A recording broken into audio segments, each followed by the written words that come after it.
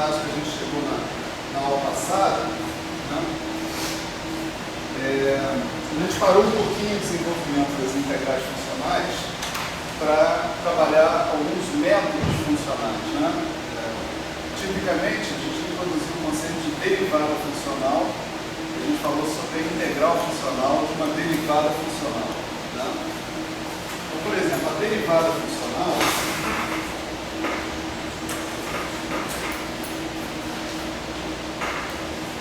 nós vimos como uma generalização, né,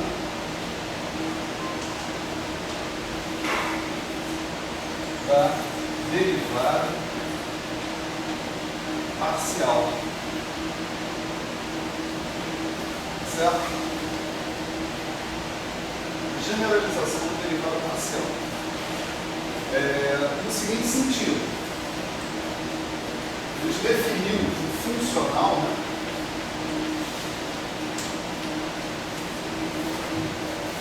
numa certa visão que nós expressamos, o funcional ele se transforma numa função de um número infinito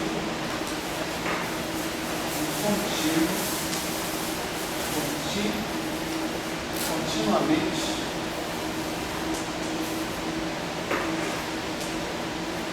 indexado variáveis independentes.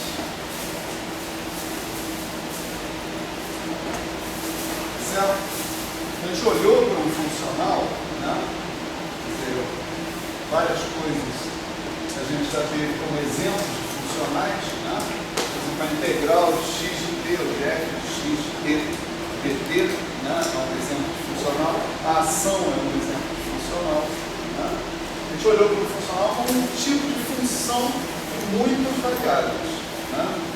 Então, era uma função, né, do x calculado no tempo do ponto t,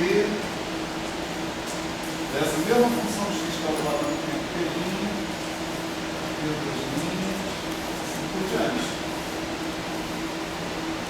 Cada x de t, x de t', desses, a gente estava identificando como uma variável independente. De maneira completamente análoga à que a gente faz quando a gente calcula, por exemplo, f de x1, x2, x3. x1, x2, x3 são variáveis independentes umas das outras. Eu posso perfeitamente calcular derivadas parciais em relação a x1, x2 e x3. Então, a ideia de funcional, né, visto dessa maneira, né, uma visão do funcional, é facilitar também a visão da gente sobre derivadas funcionais. Certo? Uma derivada funcional não passa de uma derivada parcial nesse contexto em relação a uma dessas variáveis das quais a minha função depende. Certo? Essa, para mim, é a maneira mais direta da gente encarar a derivada funcional, né? E a gente suplementa essa visão, né, com essa regra aqui, né? Se as variáveis são independentes, né, então eu digo que a derivada funcional de uma variável independente em relação à outra é uma delta N menos T. Isso aqui é a generalização, né, da regra da derivação parcial, né, de uma variável independente em relação à outra. Outra observação é que a derivada funcional e a derivada em relação ao índice do qual a função depende, essas são operações em comum, né?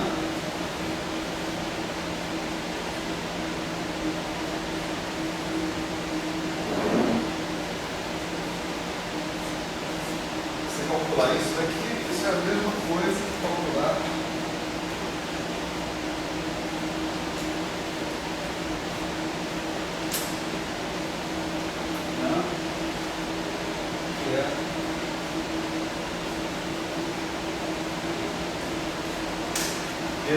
linha da delta.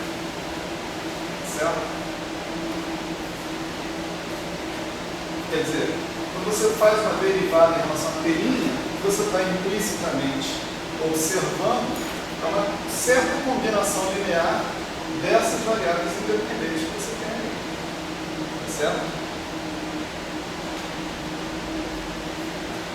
Então, beleza. Com essas coisas em vista, nós fomos capazes, né, de mostrar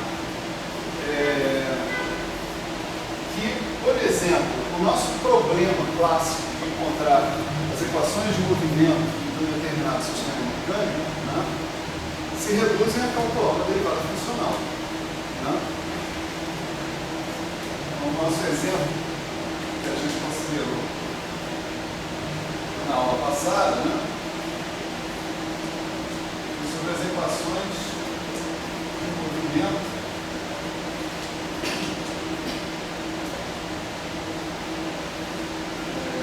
para o sistema mecânico descrito por L igual a T2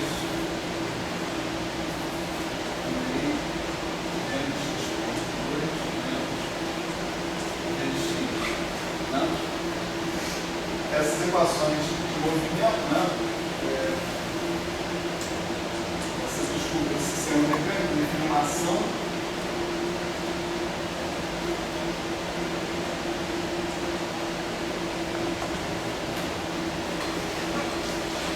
definido como integral da Lagrangiana, né?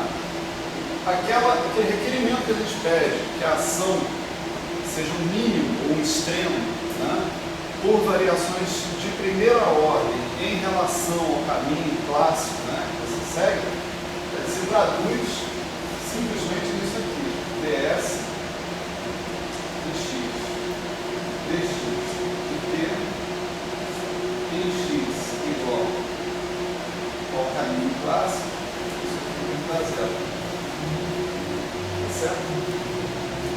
Mas é uma maneira da gente encarar as equações de movimento do lado do sistema mecânico, em cima da derivada funcional. Tá certo? Aí a gente calculou explicitamente essa derivada funcional para esse sistema dado por essa Lagrangiana que aqui. A gente mostrou que ele dá as leis de Newton, né, para uma partícula unidimensional, etc. E as generalizações pertinentes são simples, né, da gente ver. Né? Mais uma vez, nós estamos restritos a falar sobre sistemas que podem ser descritos por uma Lagrangiana. Mais ainda, estamos restritos a falar em sistemas que podem ser descritos por Lagrangianos mais ou menos daquela forma: quadráticos na velocidade, tá certo? E com potencial independente da velocidade. Né? Embora algumas generalizações possam ser feitas sem alterar muito o conteúdo que a gente está fazendo. Em seguida, a gente relacionou a integral funcional com a derivada funcional, certo?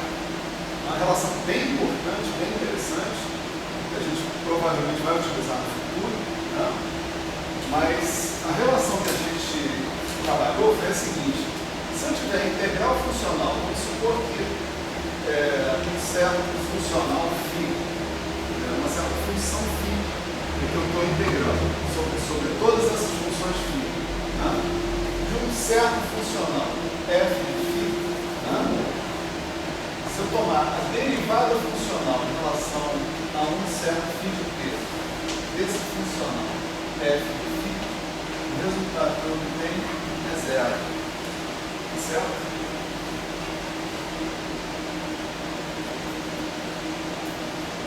Como se não houvesse termos de borda, entre aspas, nessa integração funcional. Né? A gente pensa que estou integrando uma derivada, né? No princípio eu vou para as bordas, não é isso? É isso que diz o teorema de Gauss, ou então integral de uma derivada da função dos limites é borda também, do mesmo jeito.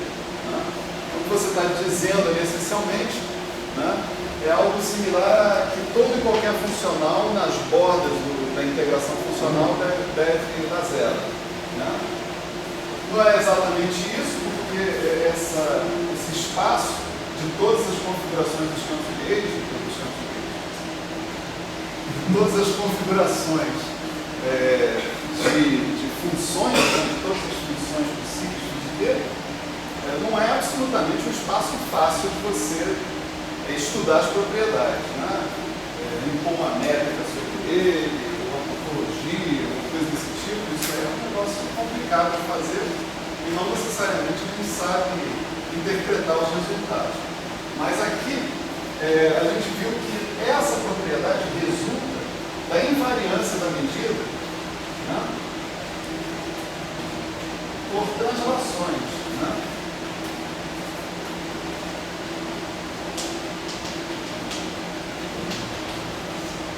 Ou seja, se a medida for definida de uma maneira invariante translacional, né, aquela propriedade se segue. Certo?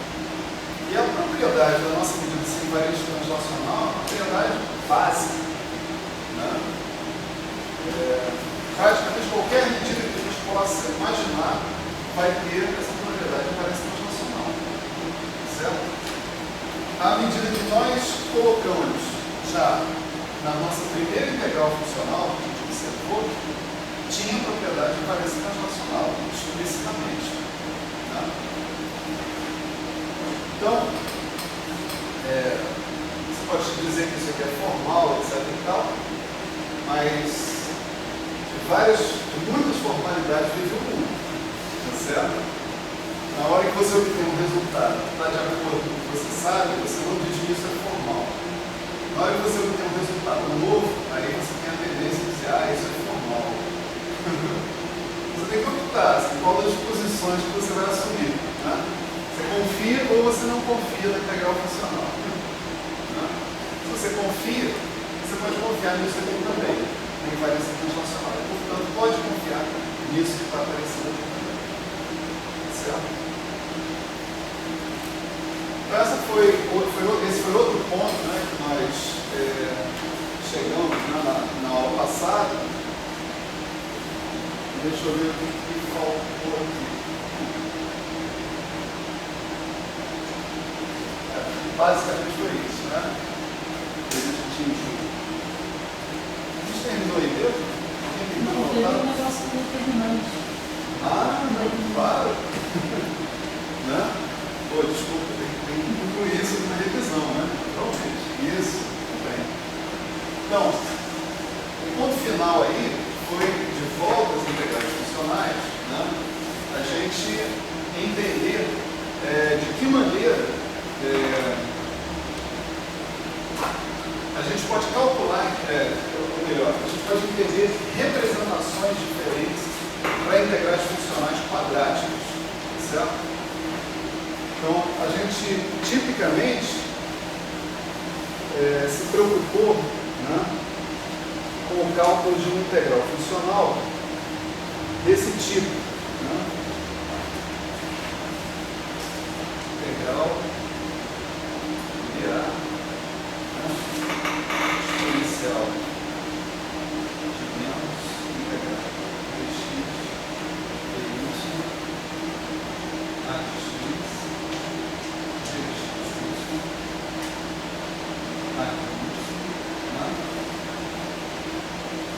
bom, aqui pode ser um I, pode ser menos, isso depende se você está trabalhando em código, em diâmetro, etc. Coisa assim. Isso a gente chega lá. Né? A diferença é que se a gente colocar um I aqui, vai ter um I a mais nessa fórmula da gente, essencialmente.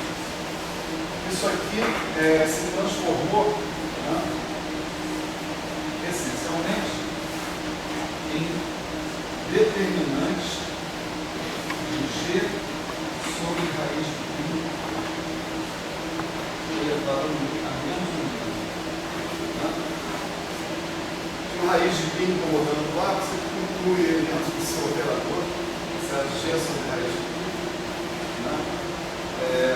Esse G xy, ele era em geral uma matriz contínua dependente de dois argumentos x e y. Né?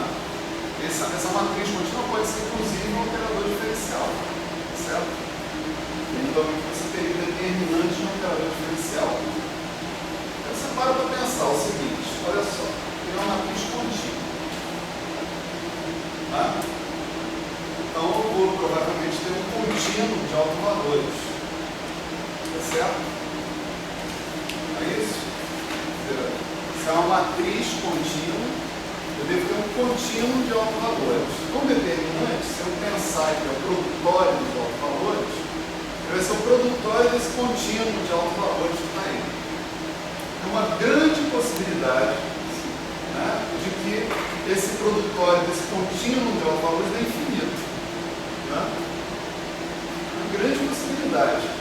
É só você vacilar um pouquinho, né, que o teu seu produto é infinito. Por exemplo, se cada autovalor for proporcional a uma constante já dá infinito.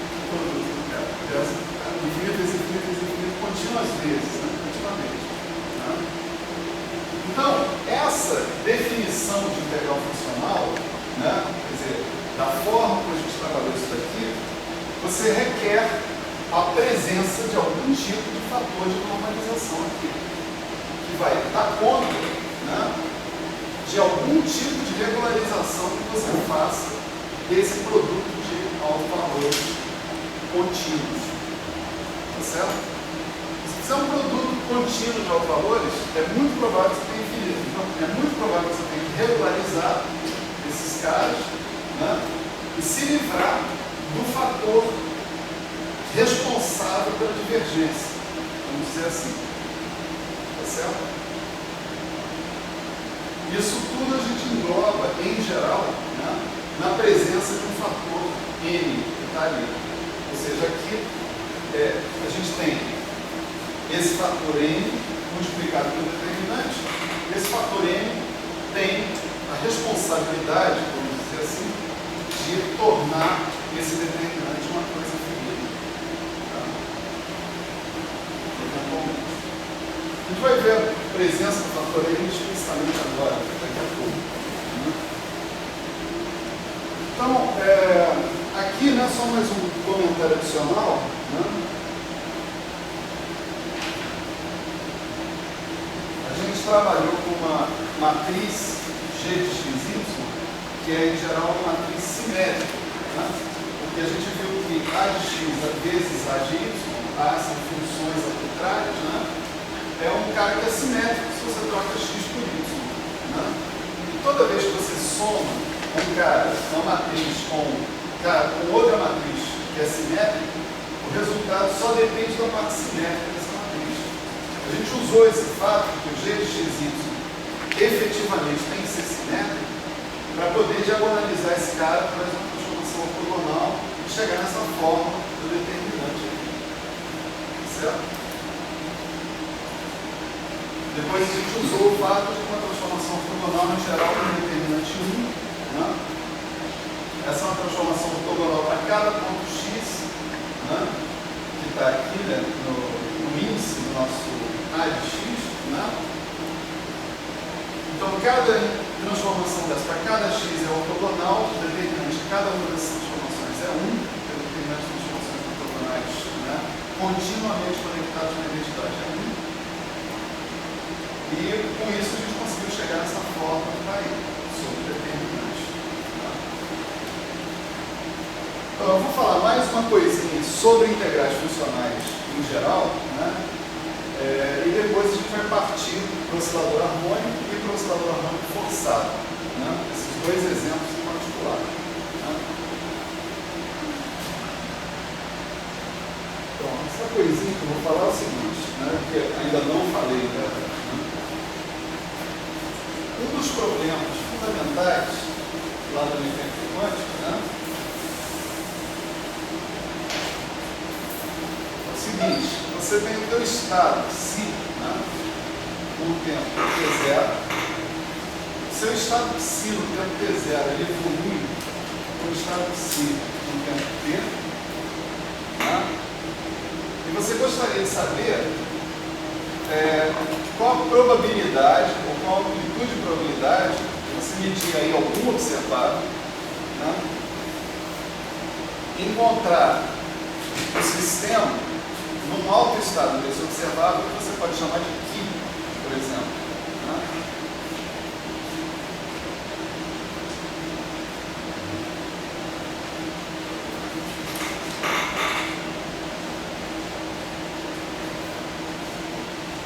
Então, a probabilidade que você está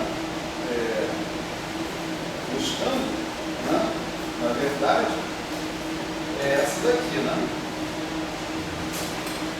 Você está buscando isso aqui. Enfim.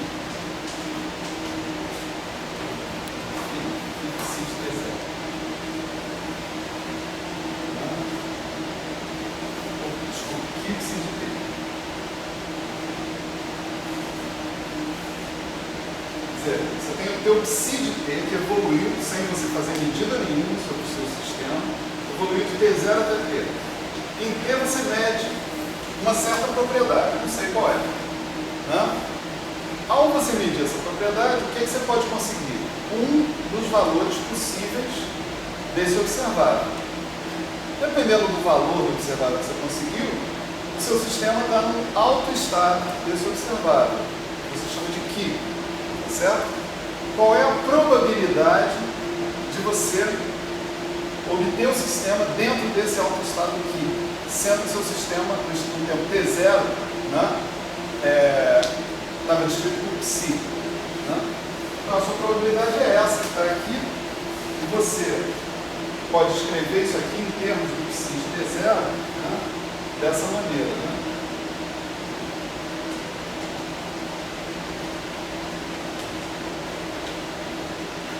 Certo? Bom, essa coisa aqui é uma das coisas que a gente calcula em mecânica quântica toda hora. Né? É um dos cálculos padrão, né, que a gente aprende a fazer em mecânica quântica, na mecânica quântica não relativista. Né? Então a pergunta é, como é que eu faço essa conta, né, nessa representação de integral de trajetória? Muito fácil, né? Só você inserir aqui um conjunto completo e um conjunto completo. Né? O teorema básico da mecânica quântica é inserir conjuntos completos, né? Não muda o resultado da sua conta. Né? Então você vai ter integral em dx, dx0, né? Você vai ter dx, x é menos IH, menos t0, x0, sin T0. Certo? Isso daqui é a função de onda, vamos dizer assim, né? É a autofunção do observável que se mediu, que no instante, no tempo x, na posição x, né? Essa daqui é a tua função de onda do tempo T0 no ponto x0 genérico. Né? Então, o que você tem aqui é o seguinte, dx, dx0, que estrela x. Esse cara que está aqui é o nosso famoso, né, kernel, né, o g de xt, x0, t0. É isso? Então, é o g de xt, x0, t0, sim. A gente pode acrescentar um índice P0 para dizer que é o estado do sistema, a condição inicial que a gente deu no nosso sistema. Tá? Agora, o nosso G de xt, x0, t0, ele tem uma representação como integral funcional. Né?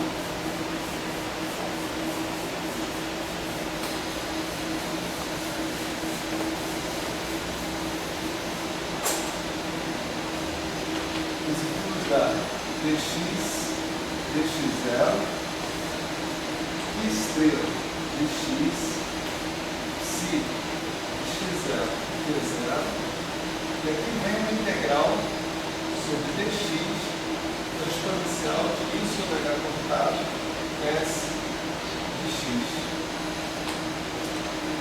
Tá certo? O nosso s de x, né, é a ação, gente pode escrever T0 a T, isso nos lembra os T's que estão aparecendo aqui, né? T0 a T, que é x ponto T barra, vamos dizer assim.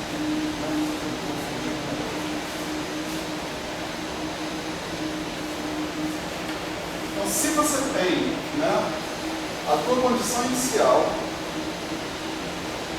a tua função, autofunção, né, do seu observável que você mediu lá no tempo inteiro, né, e o propagador, né, você tem a solução do seu problema. Né? Opa, não, no meio do texto lá no livro, ele fala que o x se torna um operador x, que é x mais x1 mais x2 dividido por 2. Ele fala que é para manter a simetria. Essa é outra história. Né? Outra história, né? A gente já superou esse ponto. A gente se restringiu a potenciais que não envolviam misturas de x com p. Né? Então a gente não precisou, né, dessa hipótese que está aparecendo aí. Em geral, realmente, você tem que calcular a tua integral num ponto simétrico para não privilegiar nenhum dos extremos da integração nem o outro. Né? Tem esse cuidado realmente. Né? Mas os casos que a gente está considerando, eles em princípio não envolvem essa situação. Né? Quando eles envolvem essa situação, essa é uma situação de fato um pouco complicada, que vai provocando ambiguidades dentro do cálculo da sua integral funcional que você tem que resolver um problema. Mas aqui eu estou dizendo o seguinte: pega a situação mais convencional possível, né? Por exemplo, uma situação desse tipo: energia cinética, energia potencial não depende da velocidade. Tá? Se você tem uma situação como essa, né, que é uma situação padrão, né, a maior parte da física de sistemas conservativos que a gente aborda, né, o que eu estou colocando aqui é que você tem uma maneira, né, totalmente funcional, via integral funcional, de resolver o seu problema. Esses aqui são dados que você precisa ter de qualquer jeito, seja no formalismo funcional, seja no formalismo canônico. Certo? Você precisa saber quem é o seu psi de x0, p0, né? E você precisa saber qual é o estado que você espera encontrar dentro do seu psi de xt evoluído. Ou seja, qual é o autoestado do observável que você mediu, que está associado com os autovalores que você obteve. A sua pergunta é: qual é a probabilidade de eu obter tais autovalores? A resposta é essa. Esse sanduíche aí. Esse aqui está associado com os autovalores do observável. O psi de T é o psi evoluído desde o tempo T0 até o tempo T que eu fiz a medida. Né? Então, esses dois dados são dados essenciais, sem os quais eu não consigo resolver esse problema, nem aqui nem no formalismo canônico. Certo? O outro dado essencial é quem é o operador de evolução temporal. Ou, se eu não quiser usar essa linguagem, né, quem é o psi de T. Né? Dado o psi de T0, quem é o psi de T? Isso eu posso descobrir como? Resolvendo a equação de Schrödinger, né, no formalismo canônico. Então, dado o psi de T0, essa é uma equação diferencial parcial de primeira ordem do tempo, etc. E tal, eu resolvo, né, e obtenho o psi de T. Ou resolvo usando, né, a diagonalização do meu hamiltoniano, então faço a equação de Schrödinger independente do tempo, aí evoluo cada autofunção com o seu coeficiente e tal, decomponho a função de onda no tempo T0 em termos das autofunções do hamiltoniano, e assim por diante. Procedimento canônico, né? Mas o meu objetivo no final é chegar no psi de T. Né? Então, dentro do formalismo canônico, o que eu tenho que ter? O psi de T E, portanto, para ter o psi de t, eu preciso ter o psi de t0 e preciso do que é a autofunção do operador do observável que eu estou medindo, associado com o resultado que eu obtive. Aqui, o que eu preciso ter na minha resposta final? Né? Aqui eu preciso ter o G, tenho que ter conseguido calcular a minha integral de trajetória, né? Dada pela integral de x, exponencial de x sobre a S, né? E preciso ter o psi de x0, t0, a condição inicial, e o que de x, que é a autofunção do observável para o qual, no qual eu estou interessado. Né? Então, eu troco 6 por meia dúzia, vamos dizer assim. Mas eu não preciso nem de mais, nem de menos informação. De qualquer maneira, a informação de que eu estou necessitando é a informação de como é a evolução dinâmica do sistema. Esse é o problema que está por trás, tá, desse cálculo, que é um cálculo padrão da mecânica quântica. Tá certo? Eu me lembrei de incluir isso aqui porque alguém perguntou no ano passado, eu me lembro mais tempo, né? Sobre como é que você calcula as coisas tradicionais, né, que a gente tem na mecânica quântica. Né? Como é que eu uso essa integral de trajetória para fazer as contas tradicionais que eu sempre faço, que eu tenho que fazer. Né? Então, essa daqui, por exemplo, é uma conta tradicional. Tá certo? É uma conta tradicional. Eu vou mostrar para vocês até o fim dessa aula, provavelmente, não sei se vai dar tempo, né? Outras contas tradicionais que você pode extrair, né, de dentro da expressão do G. Se você tiver o G, o que você pode fazer com ele para extrair expressões convencionais da formulação canônica? Tá certo? Quer dizer, no G cabe um bocado de informação sobre a dinâmica do sistema. Tá certo? Em princípio, segundo gostaria de afirmar o Feynman, né, tanta informação quanto no formalismo canônico.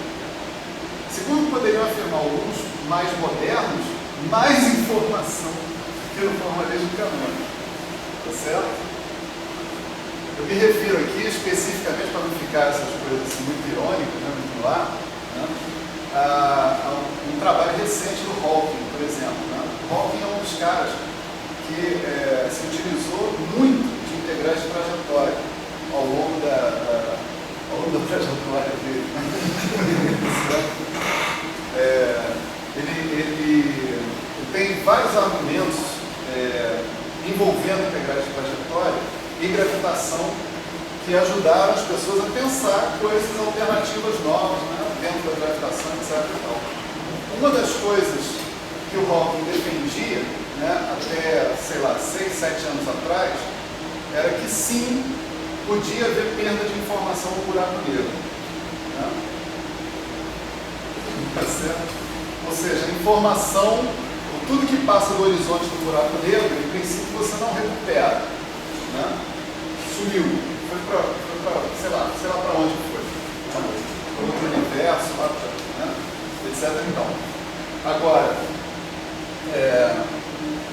de 6 anos para cá, se não me engano, ou 5 ou 4, né, o Hawking reconheceu que estava errado em relação a isso.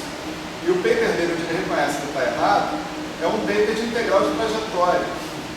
O argumento dele para dizer, não, é possível sim recuperar a informação, né? Quer dizer, a informação total não se perde. Né? Então não tem o tal paradoxo de informação que ele defendia que podia ser que existisse. Né? O argumento central dele é um argumento utilizando integral de trajetória e utilizando a topologia desse espaço das configurações de campo. Né? Vamos dizer assim. Uma coisa desse tipo. Né? Então, esse artigo foi amplamente celebrado, né? Como tipo assim, o Hawking voltou atrás de uma posição meio radical que ele tinha. Né? Quer dizer, tinha uma briga muito grande na literatura em relação a essa história do paradoxo da informação. Né?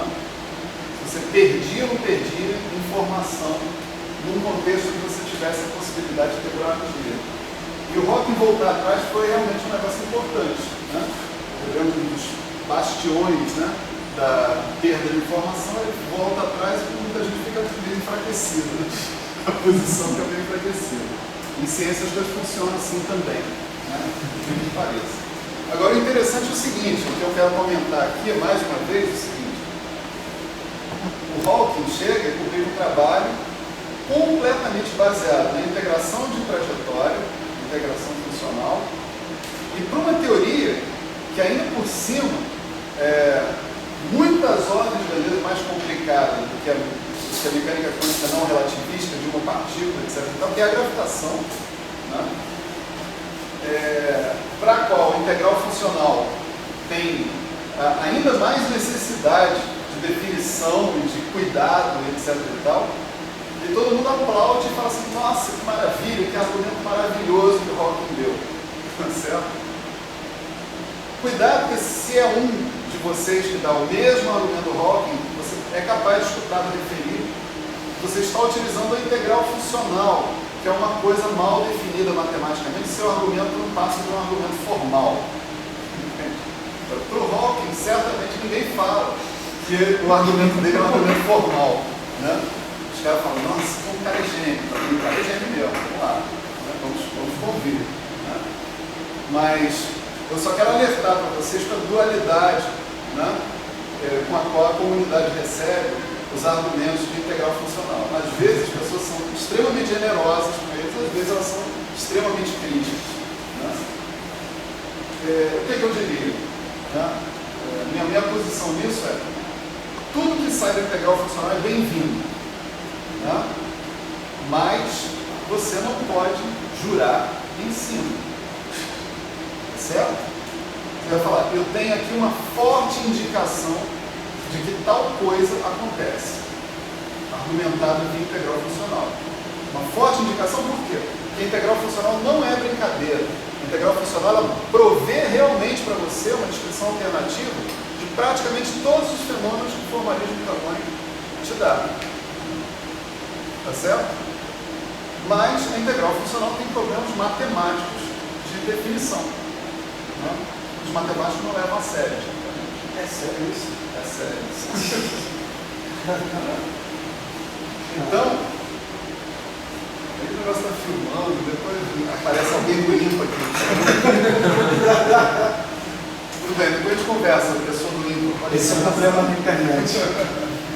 Não tem problema. Então, a gente realmente pode usar a integral, esse é o meu ponto de vista. A gente pode usar a integral funcional para desenvolver a intuição da gente, para conseguir entender, chegar a novos lugares, entender coisas, né, diferentes, novas, assim como, por exemplo, fez o Hawking, né, nessa questão do paradoxo de informação. Agora, isso não nos exime de procurar provar as mesmas coisas por rotas mais seguras ou por rotas mais consagradas, vamos dizer assim, matematicamente e canonicamente. Né? É preciso que tenha esse segundo trabalho, o trabalho de vir atrás, consolidando, que você vai vendo na frente com a integral funcional.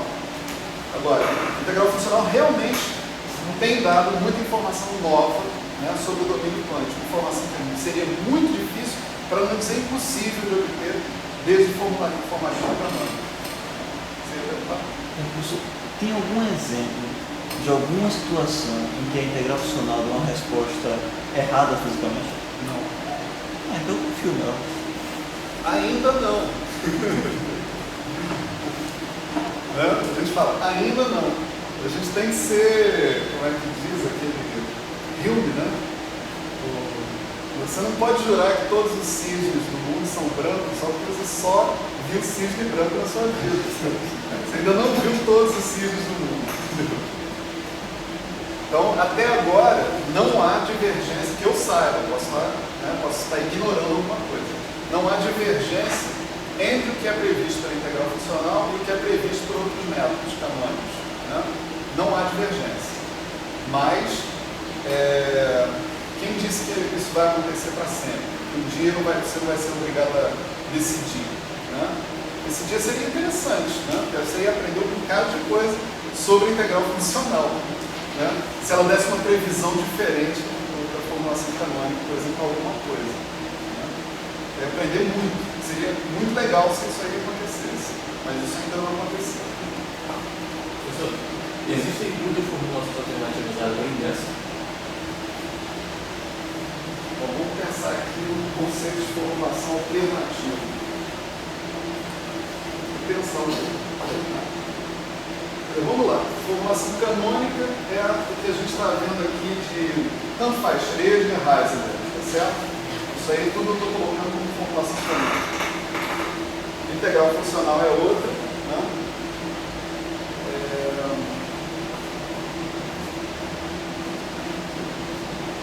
Você tem um negócio, né, chamado quantização estocástica, né, que também pode ser pensado através de integrais funcionais e tal, mas cuja origem é efetivamente diferente, né, tanto da formulação canônica quanto da outra. A origem é uma origem mais fundamentada na mecânica estatística, né? Então, essa quantização estocástica eu poderia arriscar de dizer que é uma terceira via dentro dessa história, né?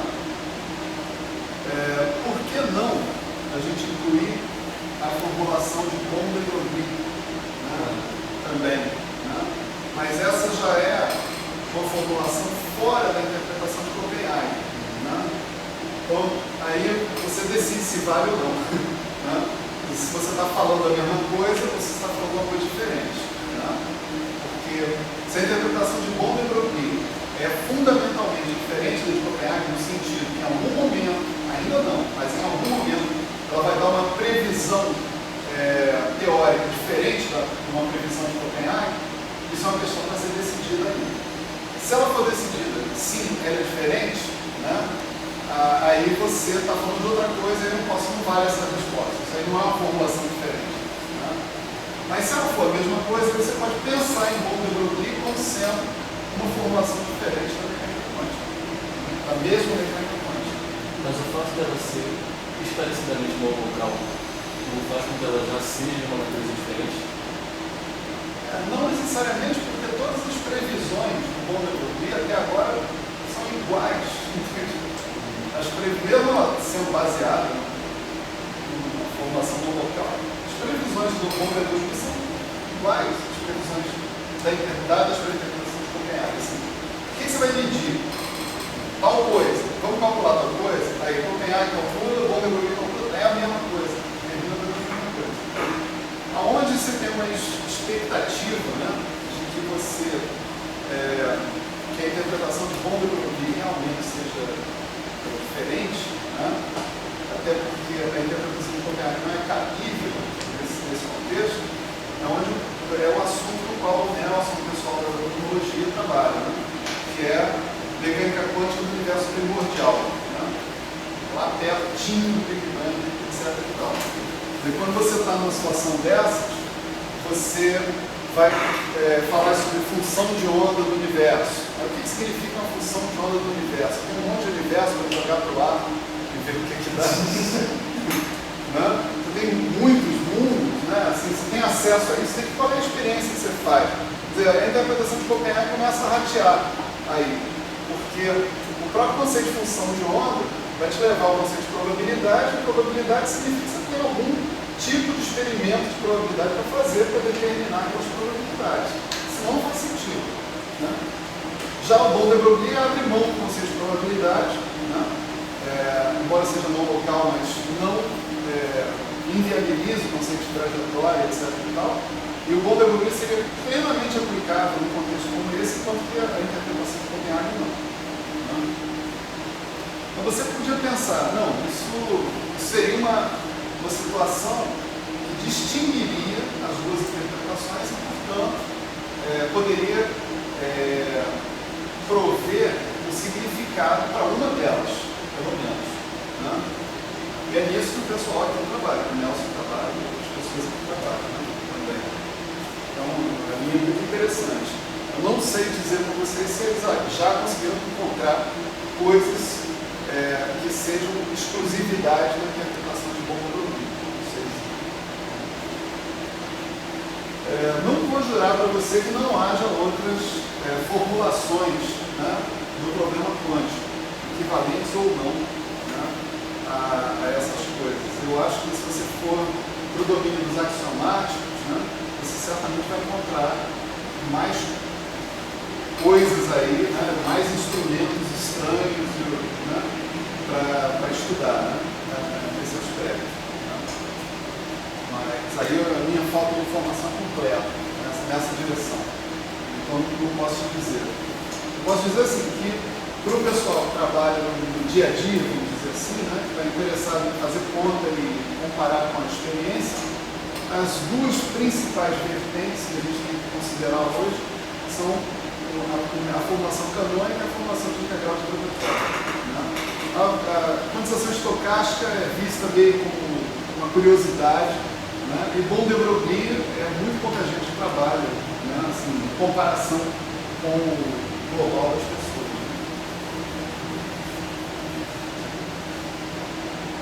De volta, né, para o assunto. Longa pausa, né, para a meditação. Então, qual é a intenção aqui? A intenção aqui se eu tenho um negócio a ser calculado, uma coisa convencionalmente desejada, né, de ser calculada, essa coisa pode ser calculada em termos da integral funcional, tá certo? Com a mesma informação que você teria que fornecer dentro da formulação canônica. Né? Vamos ver outra coisa interessante aqui. Né?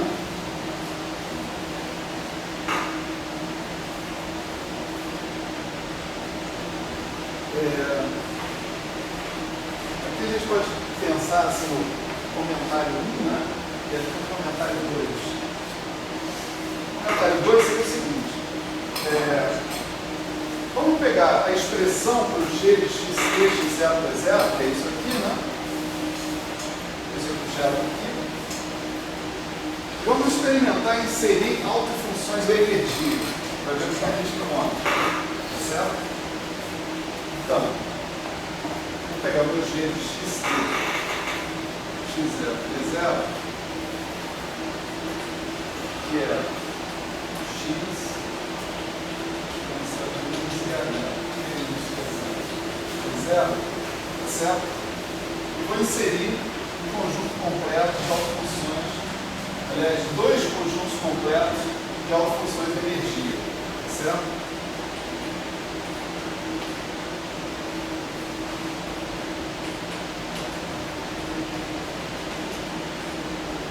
Vocês me desculpem,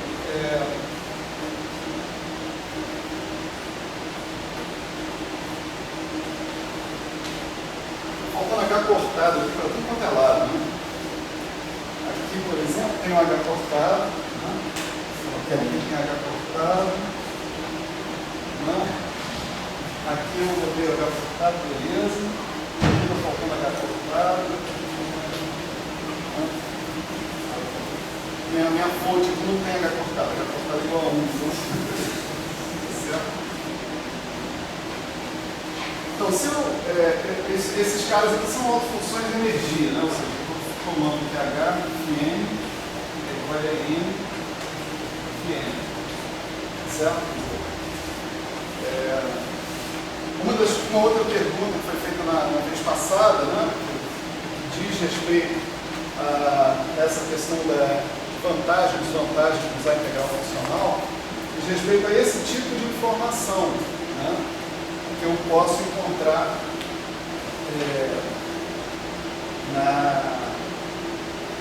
na integral funcional ou não, a expressão que eu obtenho via no propagador, né, em si ou não. Tipicamente, quando eu tenho quando eu tenho um problema dinâmico de encontrar o psi de t em termos do psi de t0, frequentemente eu sou forçado no formalismo canônico a resolver a equação de Schrödinger independente do tempo, que é isso aí, a equação de altos valores, né, da Hamiltoniana. Né? Então aqui, quando eu resolvo essa equação, de fato eu consigo um monte de informação a mais. Eu consigo informação sobre os autoestados e sobre os autovalores do Hamiltoniano, com informação interessante, em princípio, muitas vezes a gente utiliza. Essa informação, ela está escondida também dentro do GXT. É isso que eu queria mostrar para vocês. Né? Então aqui, por exemplo, eu tenho φm, né? O H atuando no φm dá o Rm, né? Então, esse cara daqui vai ser exponencial de menos I é M T menos T0 sobre H cortado, e aí vai ficar φm, como uma base ortonormal da delta Nm, né? Então aqui eu fico com uma soma só sobre N, né? Aqui eu fico com φm estrela, φm de x, φm estrela de x0. Esse aqui é o φn de x, tá certo?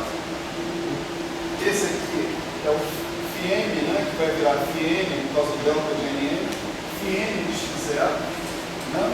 E o cara que está ali no meio vai contribuir com o exponencial de menos I Nm T menos T0 sobre H cortado. Tá certo? Dentro do propagador, né,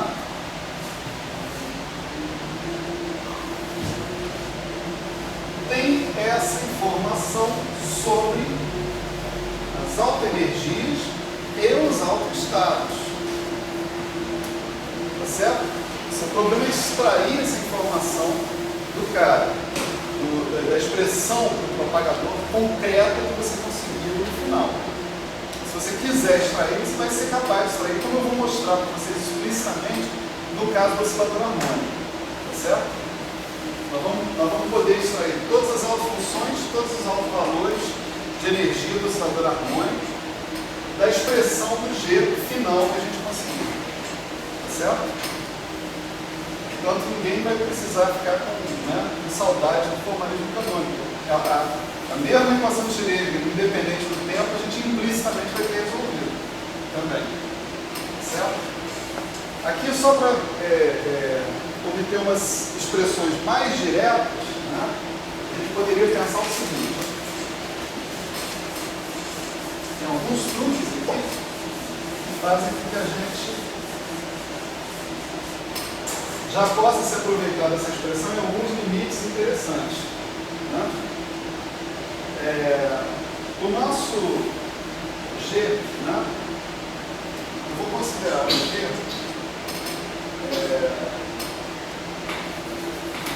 considerar um limite quando T tende a infinito do G de XT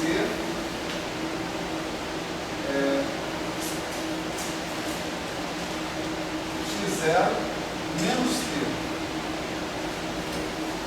Se vocês quiserem, a gente pode colocar T sobre 2 menos T. Bom, T menos T. Né? O que tem que dar esse limite? Se o G, né, possui essa decomposição que está aqui, o que tem que dar esse limite? Na verdade, eu vou piorar um pouco. Vou fazer I vezes infinito. Tá certo? Quer dizer, esse G é uma função, né, de T. Eu posso manipular essa função aí, considerando os limites especiais para o meu gosto. Né? Um deles é esse limite, quando T tende a infinito, na verdade, acho que é melhor menos infinito.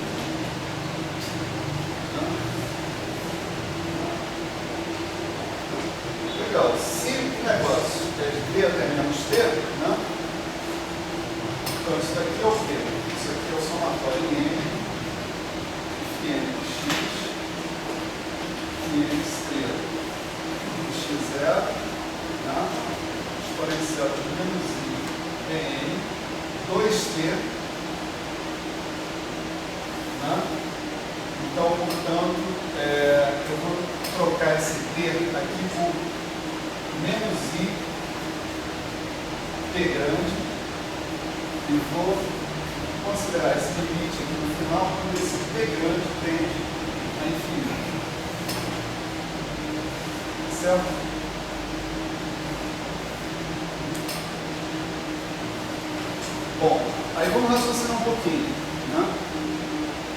Esse T tende a infinito não precisa ser tão literalmente assim, tá certo? Porque se alguma dessas energias, por exemplo, é zero, né? Então esse aqui é muito ausente dali, etc. Enfim. Vamos imaginar o T crescendo. Ainda não virou infinito, mas está grande. Tá certo? O que está acontecendo aqui? Né? À medida que esse T cresce, tá certo? Os termos que estão associados com energias maiores vão decair mais rapidamente. Não é isso? Então, o cara que é dominante nessa soma, né, é essencialmente, né, o φ0 de x, φ0 estrela de x0. O que você tem, se você quiser, para escrever o fator dominante,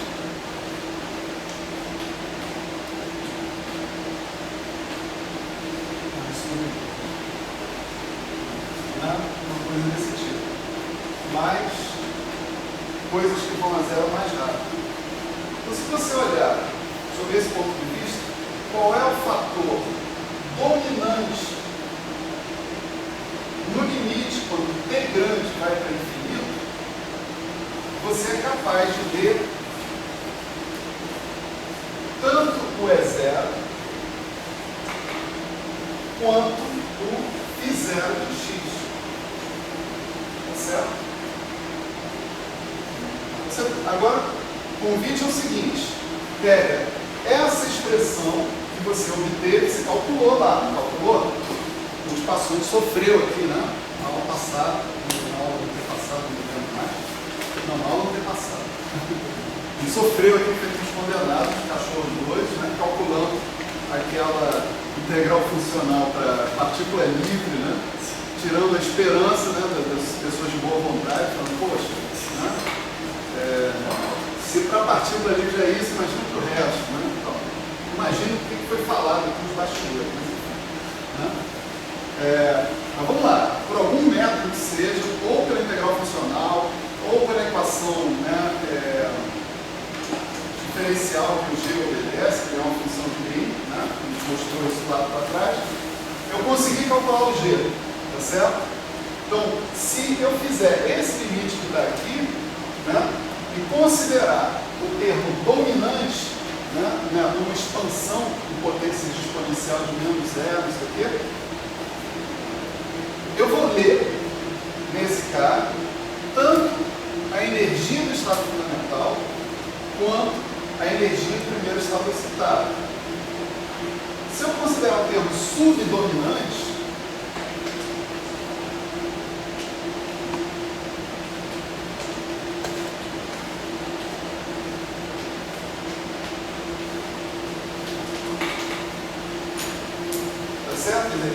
eu vou reconhecer esse cara porque esse coeficiente que está aqui vai ser maior do que esse coeficiente que está aqui. Portanto, esse termo que está aí, ele vai cair para zero mais rápido. Tá certo? Se eu considerar o termo subdominante, eu consigo I1. Tá certo? E o E1. Então, indo para a ordem que eu quiser, dentro dessa história, eu consigo calcular qualquer φn, qualquer EN que eu queira. Tá certo? Eu vou mostrar isso explicitamente para vocês com o oscilador harmônico. Tá certo? Eu vou calcular o propagador, no caso do oscilador harmônico. Tá certo? Vou calcular o propagador e vou mostrar para vocês que ele possui uma expansão desse tipo. E aí a gente vai identificar os coeficientes dessa expansão e ler as funções de onda, uma depois da outra. Certo? Portanto, essa informação, que é uma informação muito cara para muita gente, está contida sim dentro do propagador. Certo? A gente pode extrair essa informação de lá. Beleza. Então eu tinha que falar disso para vocês para que isso não caísse de paraquedas, né? Depois que a gente pegasse e calculasse o oscilador harmônico, né? O propagador do oscilador harmônico. Então, depois de tanta conversa fiada, vamos a ele. Né? Vamos ao propagador do oscilador harmônico.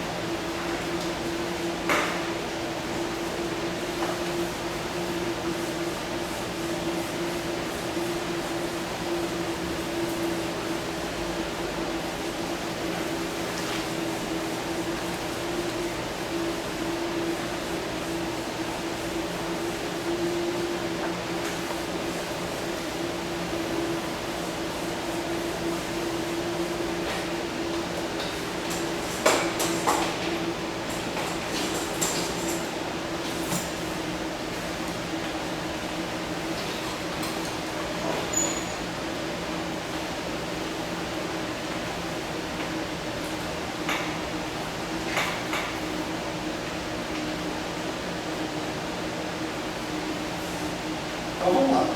Né?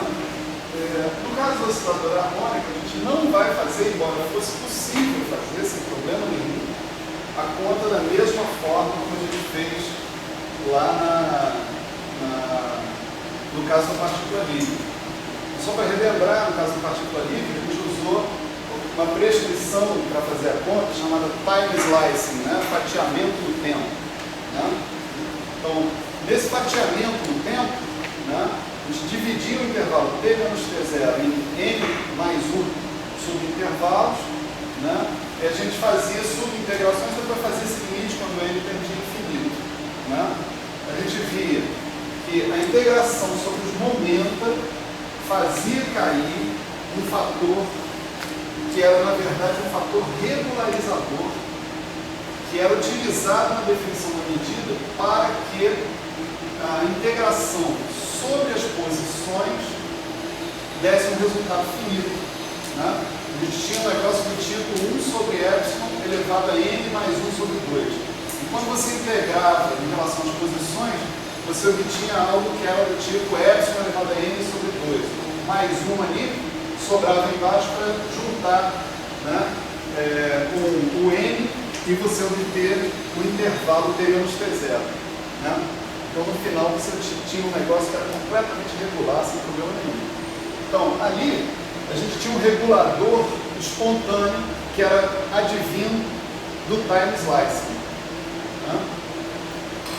Aqui nós vamos usar essa representação como determinante funcional. Eu já avisei, né, no caso do determinante funcional, que, em geral, a gente tem que ter um fator de normalização aqui para se livrar de divergências que vêm da definição intrínseca do determinante do operador, que é uma matriz contínua infinita. Tá certo? Então a gente tem que levar isso em consideração. Que esse fator pré-exponencial, dentro dessa visão da integração funcional, ele não está com essa justificativa, a integração sobre os momentos.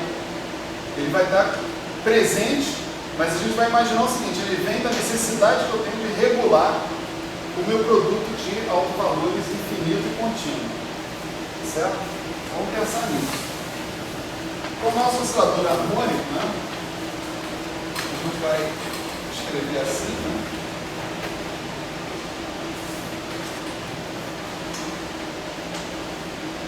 Então, essas coisas do Radford, né? Esquece esse meio, por exemplo. O oscilador harmônico dele. Aí não sei como é que esse negócio propaga, se não propaga, então você vai tendo que corrigir o cara ali dentro que você dá aula. Né? Bom, o meio igual é um meio igual a 1. I igual a 2π igual a portanto igual a meio igual a 1.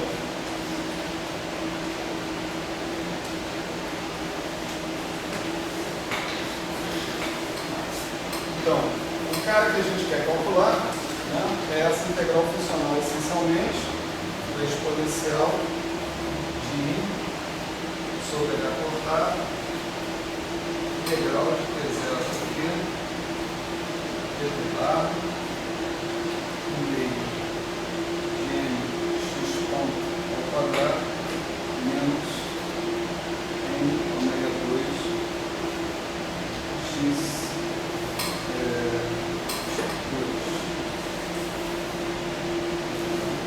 Olha o meio. O meu meio.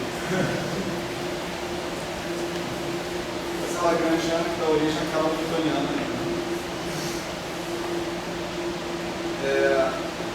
interessante aqui sobre essa integral funcional, né, é que ela pode ser colocada nessa forma aqui, ó. Aqui é claro que você tem que fazer as devidas transcrições, né?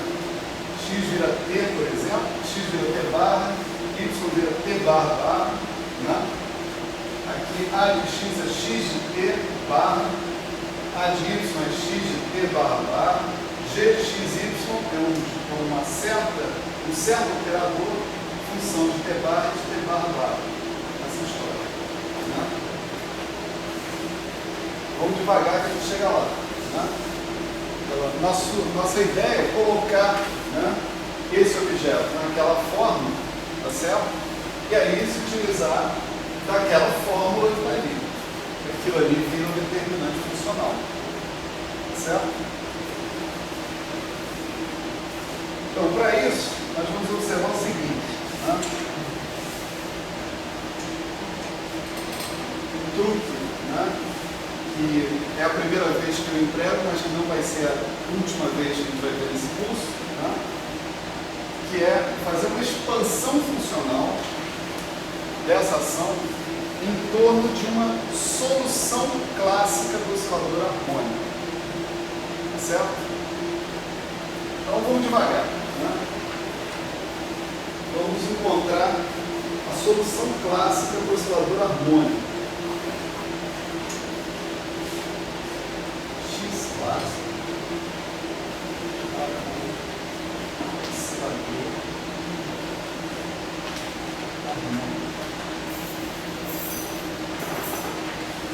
Então, a gente já sabe, né, que essencialmente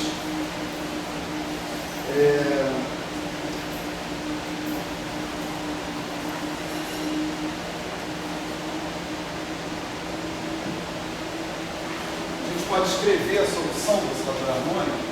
Isso aí a gente não precisa, né, de maiores cuidados, né? Como sendo x de T barra é igual a seno de ômega T barra mais B cosseno de ômega T barra. Não é isso? De ômega é esse ômega que está aqui, né? Um cara como esse é a solução geral, né, da equação diferencial do oscilador harmônico. A brincadeira aqui é achar A e B, né, para essa situação que está aí. Né? Para o tipo de especificação de condição de contorno que nós estamos fazendo. As condições de contorno são x de T0 é igual a x0, x T é igual a x. Certo? Nossa integral está sendo feita de T0 até T. Certo? O x de T é igual a x. Então nós temos que aplicar essas condições de contorno a essa equação e descobrir quem são A e B, essencialmente. Então, para nós o x0 vai ser então A seno de ômega T0 mais B cosseno de ômega T0. O x vai ser A seno de ômega T mais B cosseno de ômega T. Então aqui encontrar x A e B em termos de x0 e x e esse seno de ômega T0, cosseno de ômega T0, seno de ômega T e cosseno de ômega T. Alguém tem algum palpite aí? Eu não fiz ainda não. Vou pensar, eu estou pensando aqui também. Uma matriz inverte. A ideia é boa, mas você acha que essa matriz é facilmente inversível? Matriz seno de ômega. Quem falou da matriz? Foi você não? Foi você? Não, foi ele. Você acha que essa matriz é facilmente inversível? Ela não é uma rotação, não. Vamos lá, vamos pensar. Vamos lá. Vamos fazer assim. x0, x, né? Então, seno de ômega T0, cosseno de ômega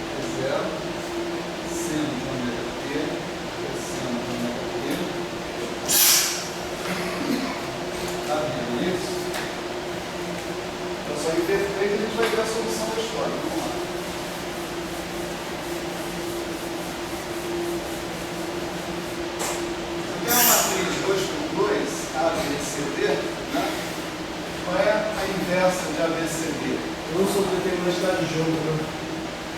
É isso aí. Um sobre determinante dela, vezes adjunto, né? Vezes adjunta. Exato, adjunto. Então você está dizendo que é 1 sobre a determinante de BC vezes A C estrela, né? B estrela, D, né?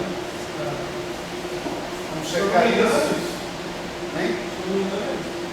Se não me engano, aqui é o problema. Vamos checar. A gente precisa de exatidão. Então vamos lá. É só multiplicar, né? BCD por A. Aqui é todo mundo real, né? Então é CD, D, 1 sobre AD. BC, isso aqui tem que dar 1,001, certo? Então, isso dá A2 mais B2. Já tá errado aí. Deu errado. Não é só adjunta, não. Peraí, tem um negócio de cofator. Falta o sinal aí, não sei. Isso, faltam sinais aí. Peraí. O cofator dessa aqui é D. Né? O cofator dessa aqui é A. Né? O cofator desse aqui é menos C. E o cofator desse aqui é menos D. Vamos tentar essa agora. Eu acho que tem que ter um subdeterminante também. Então é A, D, C, D, por D menos D menos C, A, e 1 sobre AD menos BC. Né? Então, AD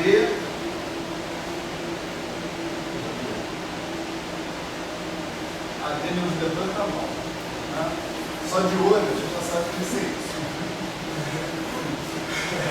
AD menos BC dividido para B menos BC dá 1, ok.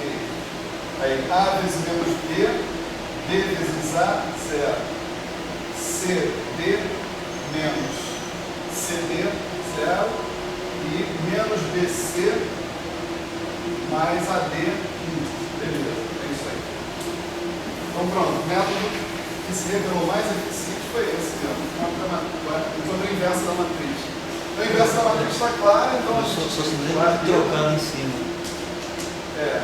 1 sobre o determinante desse camarada aqui vai ser seno de ômega T0 cosseno de ômega T menos seno de ômega T cosseno de ômega T0 vezes, aí fica cosseno ômega T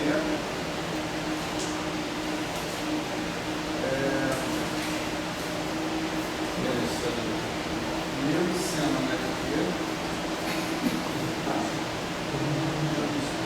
menos cosseno de ômega T0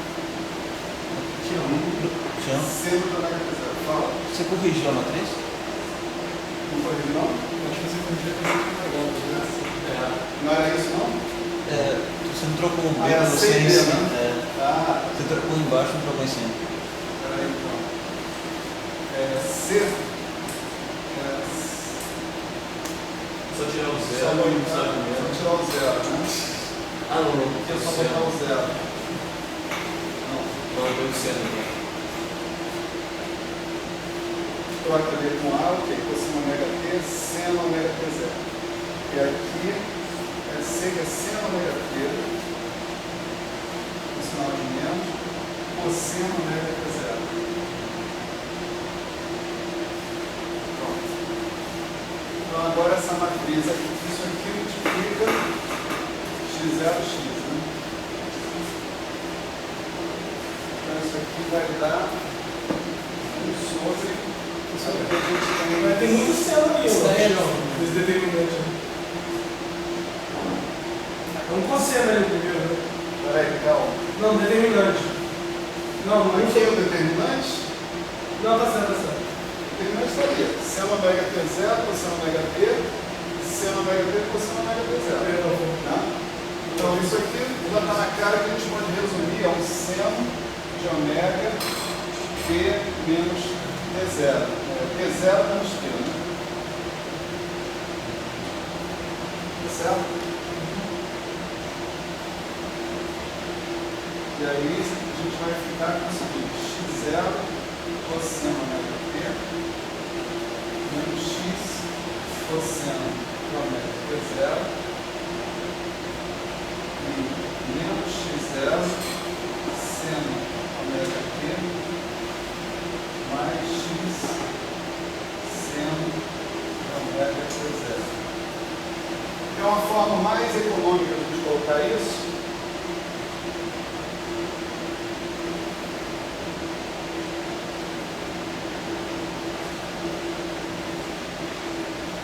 Vou só dar uma testada básica, né? Para t igual a t0, né?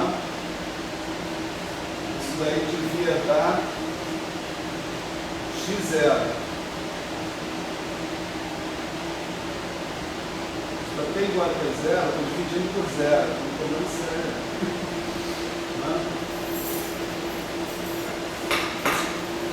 Mas isso não é zero também, então não tem problema. Hã? Mas dá zero dividido por zero. Aonde? Aqui não. Dá. Ah, sim, aqui dá zero dividido por zero, tem razão. Cosseno do ômega t0, né? Tá. Peraí, x menos x0 menos x aqui em cima.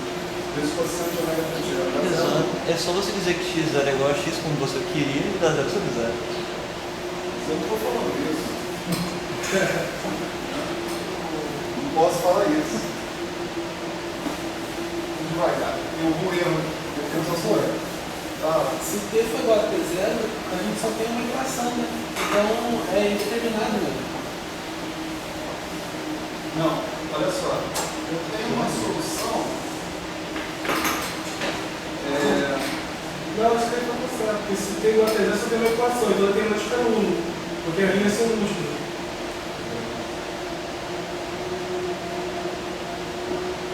Claro, eu não posso fazer t igual a t0. Era isso que vocês estão falando. Isso daqui na frente fica mais difícil de ver. Um dia vocês vão estar aqui na frente, é muito difícil ver as coisas mais óbvias. Não é verdade. Por quê? Eu esqueci que eu não estava na equação, na solução da equação. Aqui eu tenho liberdade para fazer t igual a t0, t igual a t barra igual a t0, t barra igual a t, o que eu quiser. Agora aqui não, eu estou resolvendo as condições de contorno e as coisas são isso. Eu tenho uma expressão para o A e uma expressão para o B. Então eu vou substituir essa expressão para o A e o B ali no x de t bar. É isso que eu vou fazer. O x de t bar é igual a A seno de ômega t bar. Né? Então o A é o quê? 1 sobre seno de ômega t0 menos t. Né? Vezes. Agora você pega isso aqui vezes seno de ômega t bar. x0 cosseno ômega t seno ômega t bar menos x0 cosseno de ômega t0 seno de ômega t bar, tá certo? Mais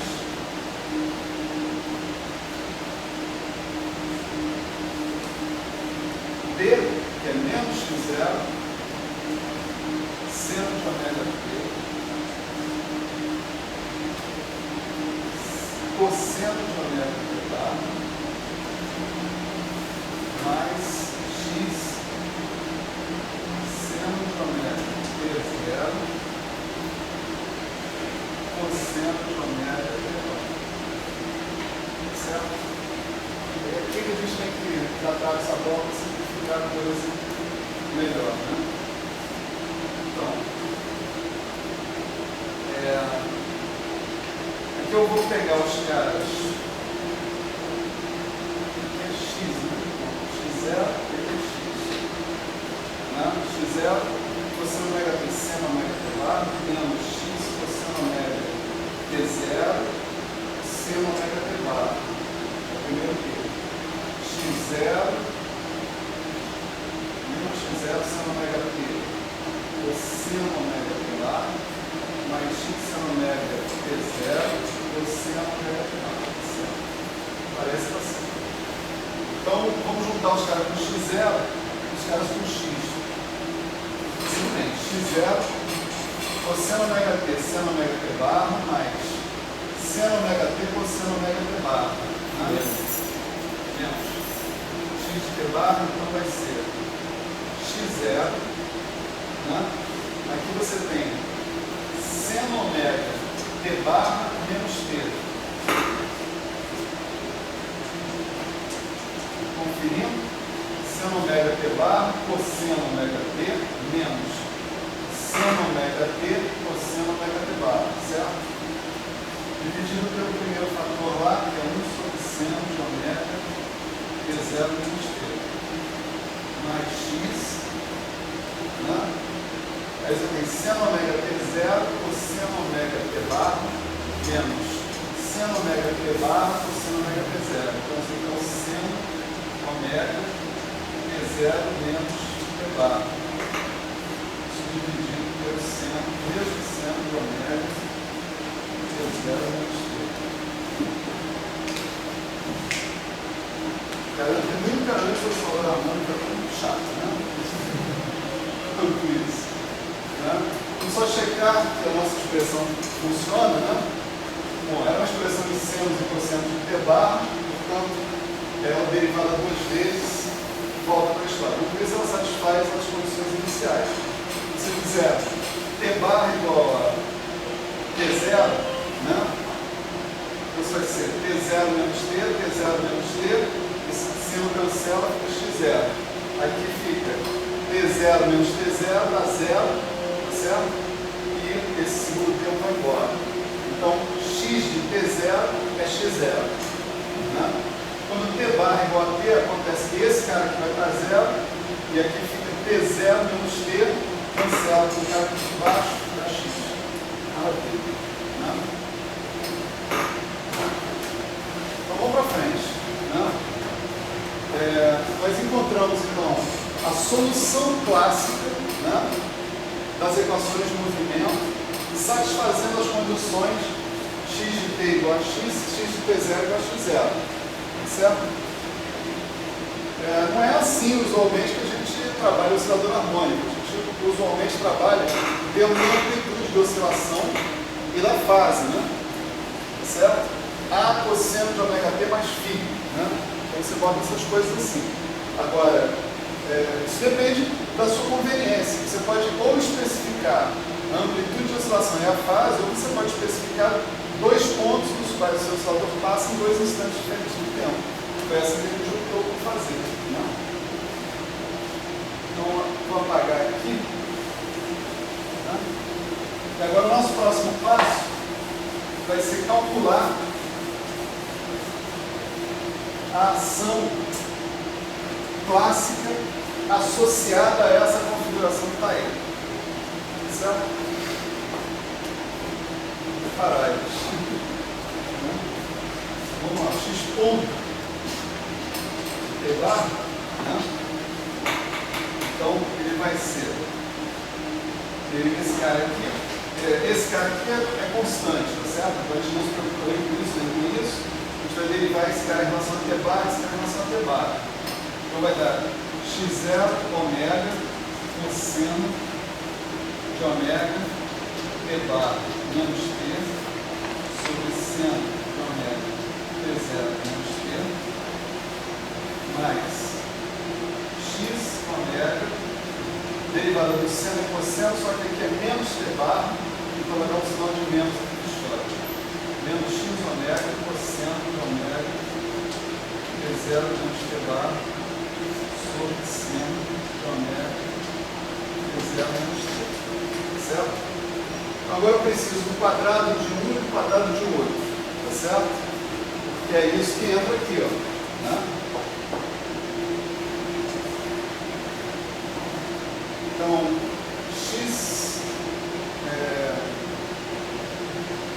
vamos lá, x ponto ao quadrado menos ômega 2 x2. Eu tenho um meio de m como fator comum, não vou encher o saco com isso. Eu vou lembrar que eu tenho que colocar depois.